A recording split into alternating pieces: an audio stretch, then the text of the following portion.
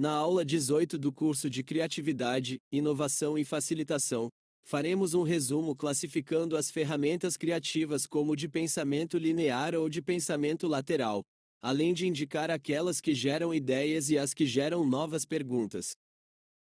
Essas são algumas ferramentas do pensamento criativo, porém ainda sem as classificações.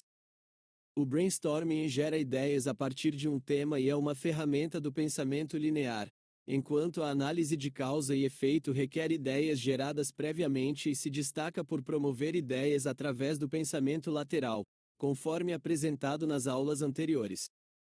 Aqui apresentamos as classificações de cada uma das ferramentas apresentadas nas aulas anteriores. Além da classificação das ferramentas, podemos sugerir uma sequência ou processo para a aplicação de cada uma delas. Por exemplo, podemos iniciar a geração de ideias a partir do tema utilizando o brainstorming ou o brainwriting para gerar as primeiras ideias com um pensamento linear. A partir das primeiras ideias geradas, podemos aplicar o brainstorming, brainwriting, agrupamento, mapa mental e causa e efeito para gerar novas ideias ainda no modo de pensamento linear como apresentado nas aulas anteriores.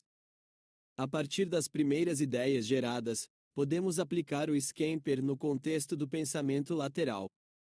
Além disso, no pensamento lateral, podemos aplicar o agrupamento ou mapa mental para gerar ideias em novas categorias, ou usar a análise de causa e efeito para pensar na retroalimentação.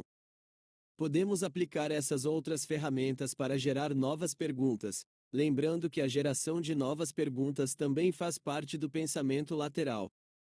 Lembrando que na aula 17 apresentamos a classificação das ferramentas do pensamento lateral para gerar novas perguntas. Encerramos a aula 18 do curso de Criatividade, Inovação e Facilitação. Nesta aula, apresentamos a classificação das ferramentas criativas, bem como uma sugestão de sequência ou processo para aplicar essas ferramentas. De maneira simplificada, começamos aplicando as ferramentas do pensamento linear para gerar quantidade e as ferramentas do pensamento lateral para gerar variedade.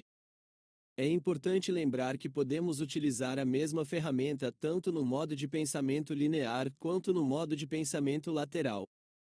Por fim, podemos aplicar as ferramentas do pensamento lateral para gerar novas perguntas.